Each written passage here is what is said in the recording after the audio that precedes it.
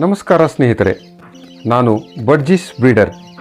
ಇವತ್ತು ನಾನು ಹೇಳುವ ವಿಷಯ ಲೂಟಿನೋ ಕಾಕ್ಟೆಲ್ ಪಕ್ಷಿಯಲ್ಲಿ ಗಂಡು ಮತ್ತು ಹೆಣ್ಣನ್ನು ಗುರುತಿಸುವುದು ಹೇಗೆ ಎಂಬುದು. ಕಾಕ್ಟೆಲ್ ಪಕ್ಷಿಗಳಲ್ಲಿ ಹಲವು ಬಗೆಗಳು ಇರುತ್ತವೆ. ಅವುಗಳಲ್ಲಿ ಇಲ್ಲಿರುವುದು ಲೂಟಿನೋ ಕಾಕ್ಟೆಲ್.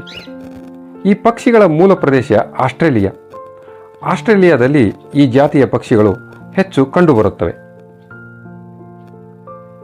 ಇದು ಗಂಡು ಕಾಕ್ಟೆಲ್.